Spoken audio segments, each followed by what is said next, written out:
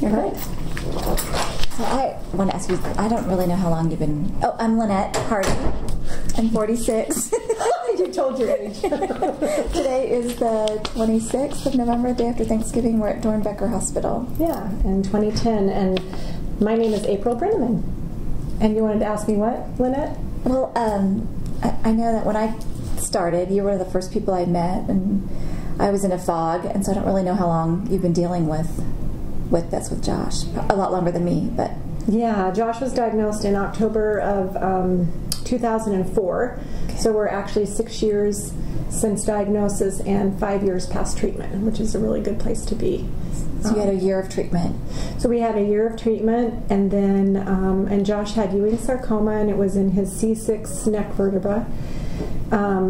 It was in the bone, and it was going up his neck and down, but it hadn't penetrated the spinal cord, which was really amazing. And then he had a year of treatment, no surgery, but radiation, and then the next year is when we discovered all the damage. The radiation damaged his airway and his throat and his thyroid and vocal cords. So you thought you were done, and so we thought we were done after that year, but then all of the problems started showing up, and so the next year was filled with lots of procedures, dilating his throat, putting in a tracheostomy, which he still has today, and that's a hole in his neck, and that's how he breathes. And he's on thyroid medicine, and yeah, so it was basically 2 years that were in a blur. We were in a blur. And that was 2 years, like, after treatment? Yeah. Like the whole... It was, okay, so it was the year when he was diagnosed, a year of treatment, and the next year was all the procedures and trying to figure out. You said a blur, so what did you mean by that? A blur? Mm-hmm.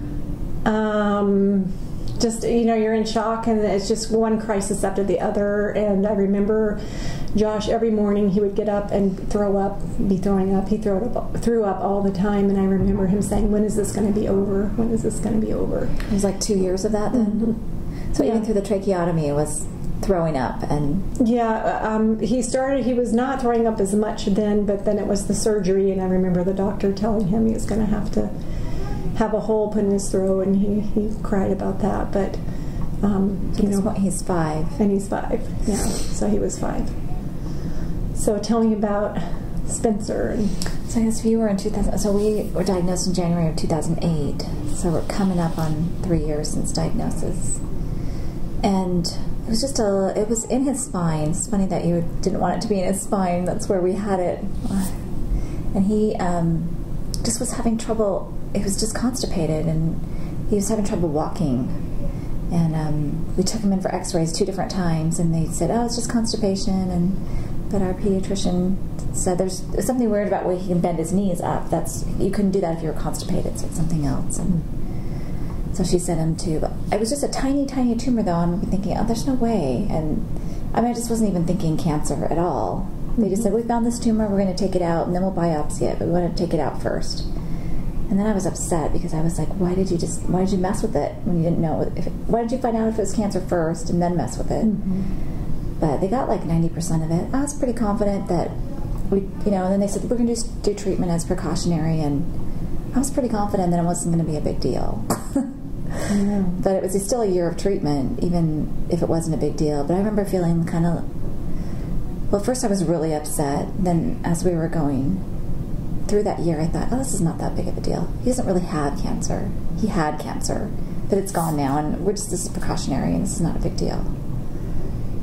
It's amazing what we tell ourselves to try to cope with what's happening, because I think acceptance was something that was really hard for me. And when I think back on the year of treatment, I was really angry a lot of the time. I felt like there was a lot of anger in me, and I took it out, unfortunately, on doctors more, that when they're there trying to help. But I just couldn't believe that my child had cancer. We don't have cancer in our family.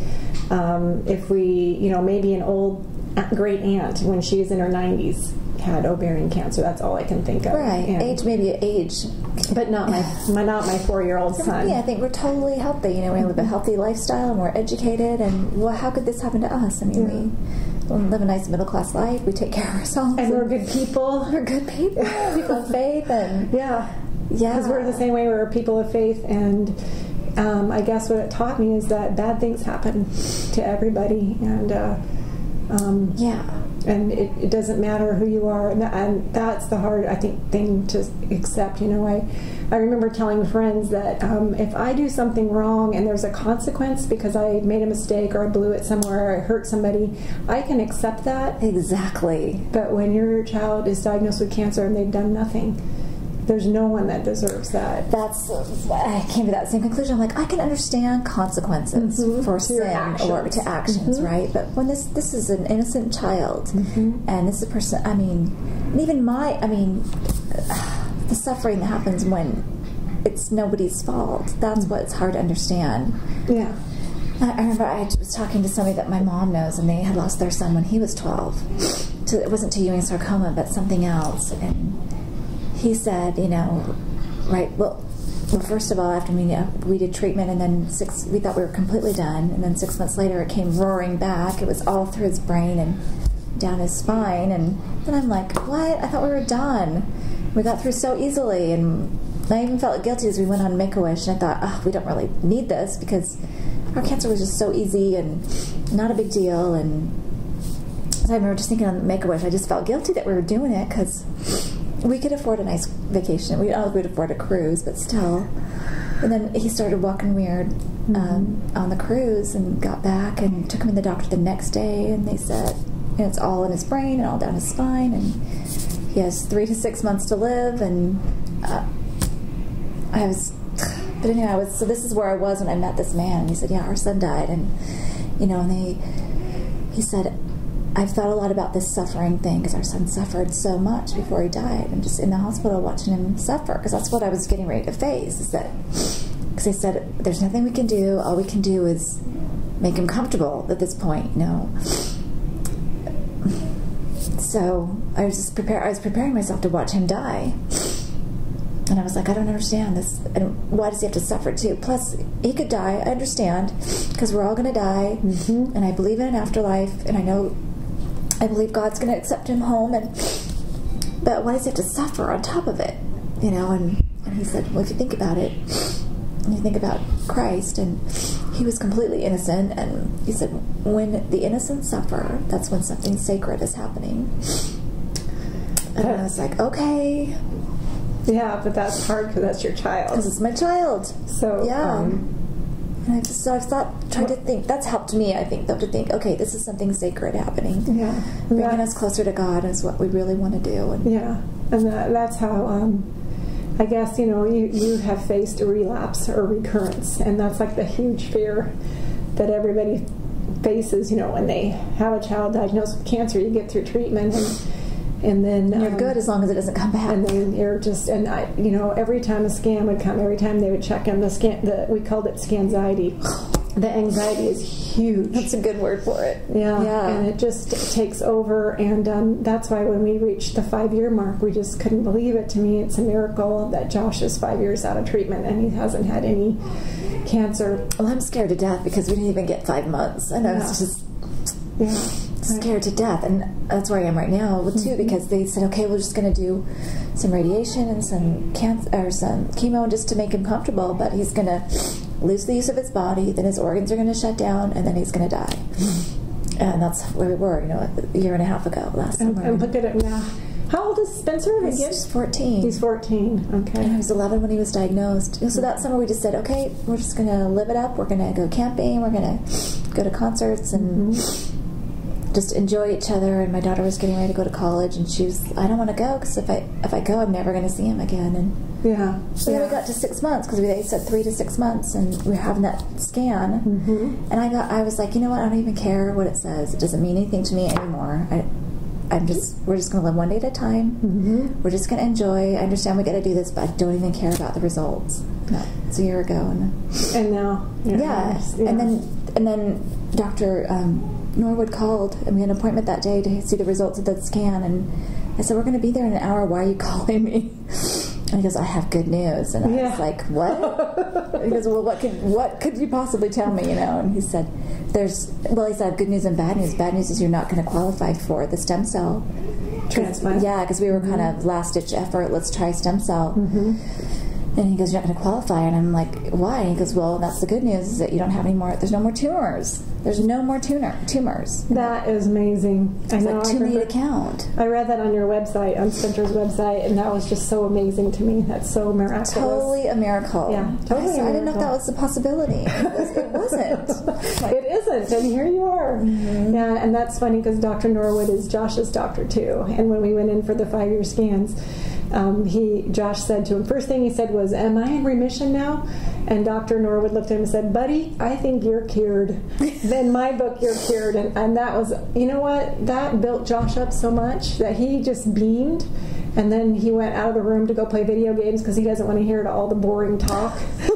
Then we hear all of the side effect issues and long-term effects, and watching his heart and watching his growth, and there's a number of side effects. The side effects go on, and the one thing I think about often is people think when you have cancer, you go through cancer treatment, then you're done, mm-hmm. and then everything's all fine. Then you're done, you're great, and you're perfect. But you're not, because the lingering effects are huge, and it doesn't just affect the patient and the parents, it affects the siblings. So Josh has 4 big sisters, and Spencer has 3, 2 older and 1 younger. And 1 younger sister, yeah. And I'll just talk on, because I really wanted to cover this part. It has impacted my girls in really difficult ways, and positive ways too. And you were saying how your one daughter didn't want to go to college, and that was the same way when Josh was diagnosed. Our oldest was ready to go off to college. It was actually her senior year in high school. And what happens is all of the kids get left, the other siblings kind of get left on their own. That has broken my heart. Mm-hmm. That has been, because that's the other piece of it. I'm trying so hard to care for this one kid, mm-hmm. and I feel like my other kids are suffering, and I hate that as a mother.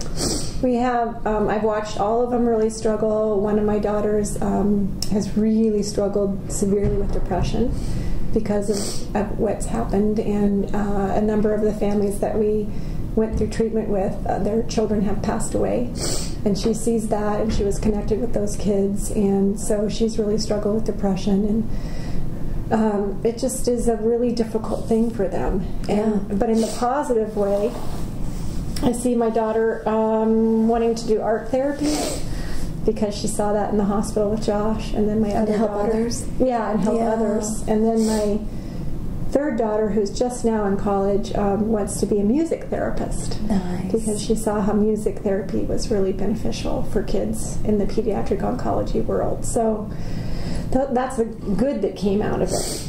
But as far as a family, I felt like our family blew apart. We were a close, faith-based family, and it felt like a bomb went off. Yeah, and it just seems so unfair when I've tried so hard to be a stay-at-home mom and a good mom and mm-hmm. spend individual time with each of my kids mm-hmm. and always be there when they come home from school.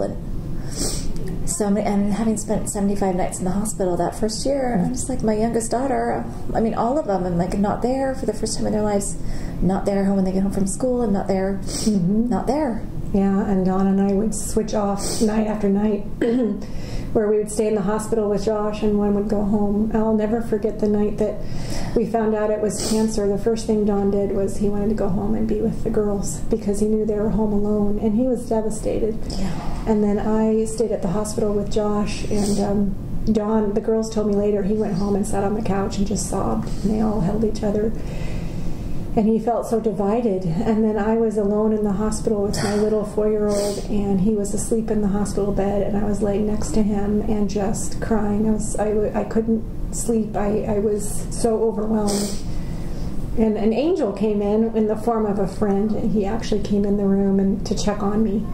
It was probably 1 in the morning, and basically he got me sleeping pills, which is what I needed because I could not rest, I could not sleep, I could not relax, I couldn't stop crying, and so he was able to get me some sleeping pills, which I used that whole week. Nice. The week of diagnosis. I never cried so much in my whole life as that first month. I just devastated, and I remember thinking, this is like, I don't even know what I'm looking at. I feel like I'm in pitch black. There's this mountain in front of me, and I can't even see it, and they're giving me a flashlight, and I see this little part, and then they show me this little part, and I can't tell what the heck it is. What is this in front of me? But I know it's huge, and I can't comprehend it, and I don't know what I'm going to do with it. I can't get around it, I can't get over it, and it's just there. And I remember it being very dark too, and I felt like I cried for 8 months straight. Every single day, cried and cried and cried. And I think the good thing that I saw was people that came around. We had lots of people come around and help and serve and love and just be there. But the depression and the seriousness of it and trying to figure out what to do, I felt like the chemotherapy was poison. And I couldn't believe I was pumping poison in my son's body. Absolutely. They come, when the nurses come in to give him chemo, they gown up and they put on goggles, and they don't want one drop of that medicine touching their body. And yet here we were pumping it into their body. I had the same thought. I'm like, they don't even touch it. They throw everything away. They just are so paranoid, and they're just pumping it into my son. And it's going into his bloodstream. My vibrant 11-year-old. Their little bodies. Yeah. How is Spencer doing now? Does he seem to one of the things that happened, because he's always been, he's always been a little grumpy and kind of shy, but he has this side of him. He loves to sing, and he loves to ham it up in front of like a video camera at home. He'll ham it up, but not in front of other people. And I remember thinking, I always thought he might find his place on the stage in high school or something, sing or dance or, in plays or whatever. And when he was going to die, I was like, and I wrote in my journal, I'm never going to get to see him that's what makes me really sad, is I'm not going to get to see him grow up. I'm not going to get to see him be on the stage. I'm not going to get to see him, do all these things that you just take for granted when you have a baby, that you're going to watch him grow up. I'm not going to get to, and then last month, he joined the men's choir. He's a freshman in high school. He joined the men's choir. He told me, I'm going to try out for the solo. I said, oh, that's great, but you're not going to make it. I didn't tell him that. But I thought, because it's freshmen to seniors, it's all the boys, and then he told me, oh, I got a small part and I thought that's what he told me, is he got a small part for one of the songs, but we went to the concert and he had a full-on solo. Oh, wow. And he's like the littlest guy up there, and he gets up there and he sings so confidently, and I was like, this is a dream come true for me. I got to watch him on the stage in high school and do a solo, and a year ago, I did not think this was going to happen, ever. Another one of those moments which is so priceless. And I bawled. I sat there and people were like, oh, that was so great. I'm like, you have no idea. No idea. You have no idea how great that is. Yeah. Yeah. So Josh is struggling a lot emotionally, and so that's a hard part too, is I know Donna and I had post-traumatic stress after we finished treatment. And then we were dealing with that, but now, his biggest thing is anxiety. And for the longest time, we couldn't figure out why he was acting the way he was and what was going on. But we finally figured out when he was able to verbalize that he's afraid he's going to die. And so I said, why are you afraid you're going to die, honey? And it's mostly at bedtime when he goes to bed. And he said, well, because I've almost died so many times. And he remembered hearing about our house fire that we had when he was an infant. And then he knows he had cancer, and he said, I had cancer and almost died. And then I went into anaphylactic shock from one time he had a platelet transfusion and went into shock from that. He almost died there. And then with all of his breathing issues. And so, until he has until we got the tracheostomy so that he could breathe. And he was worried. He was worried all that time. He was very worried all that time. And so I had to really reassure him, that he doesn't have cancer anymore. Our house is not burning. You're not going to get any medicine that's going to make you go into anaphylactic shock. And anymore, I'm not giving you anything. And you have a very stable airway. You have a trach, in your neck. So that really helped him a lot. But he is in counseling. What about you? Are you worried it's going to come back? Yeah, I worry about it all the time. I think about it constantly, and every little ache and pain that he has, and relapse is just that big fear that every parent has, and you've experienced it. So what would you say to someone like me?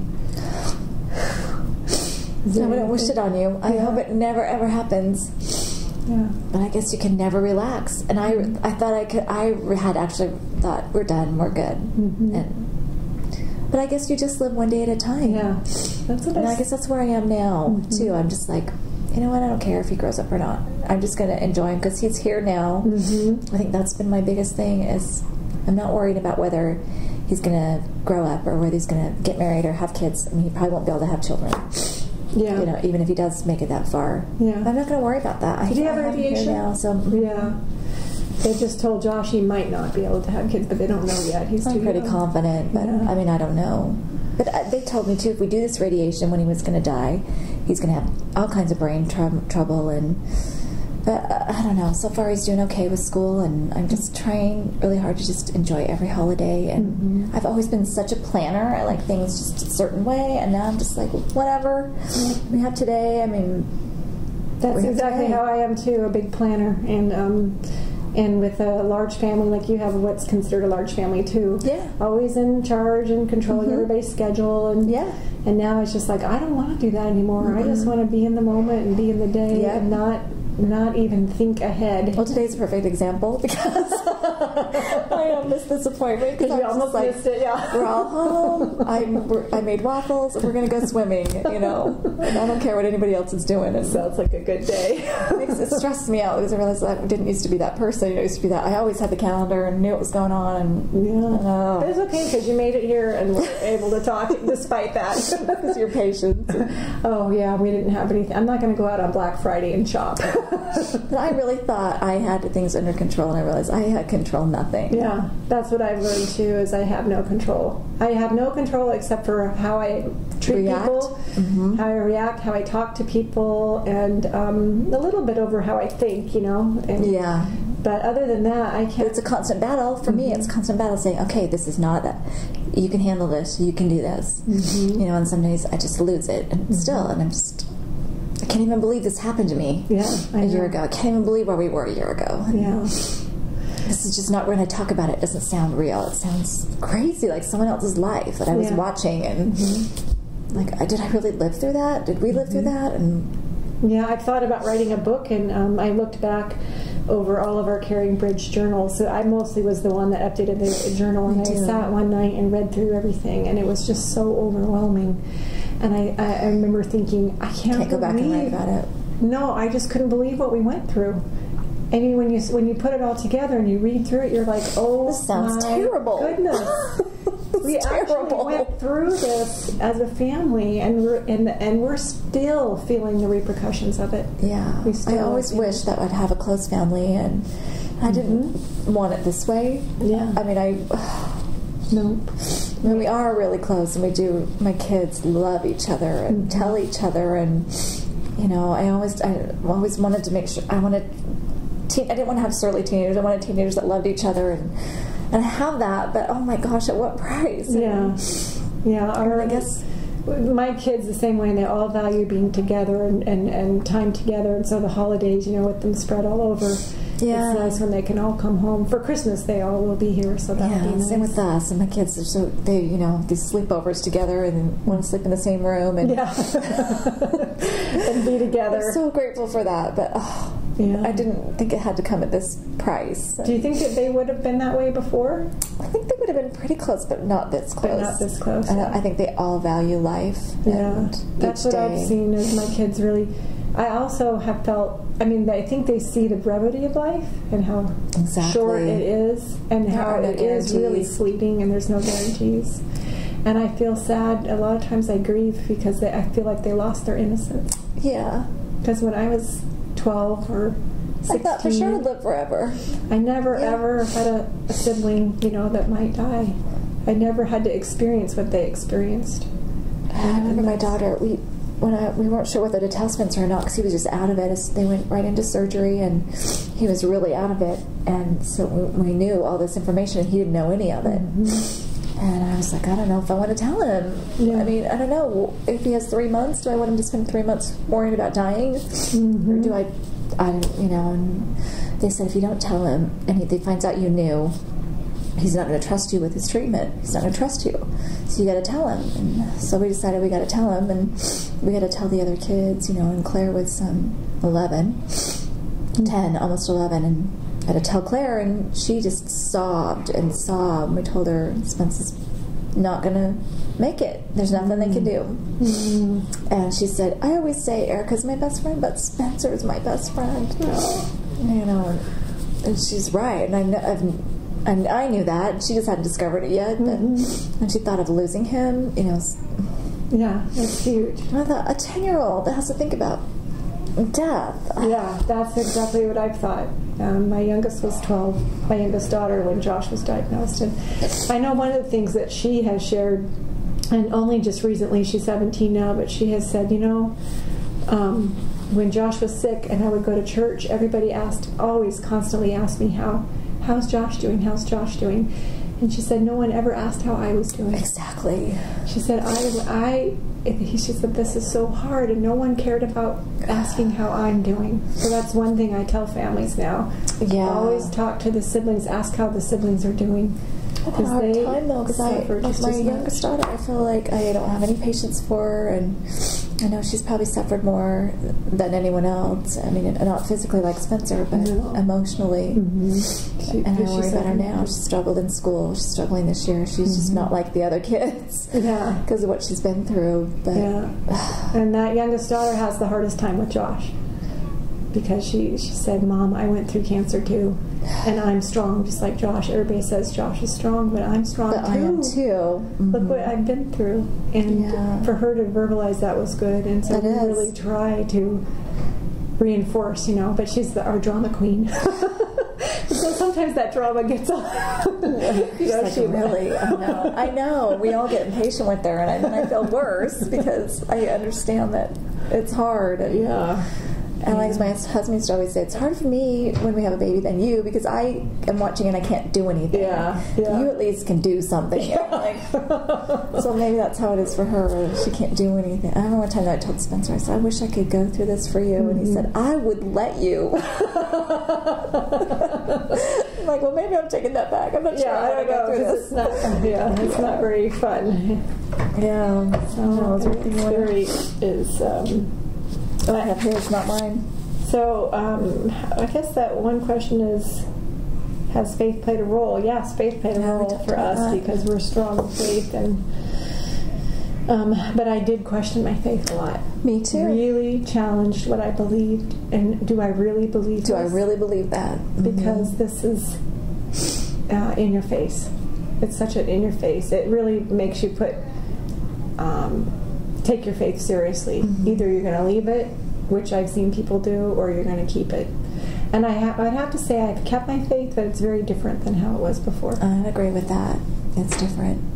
I felt too that I was amazed by people who are like you have gotten involved as a result, because I just wanted to pull into myself and just shut everybody out. And so many people that reached out, it kind of restored my faith in humanity as well.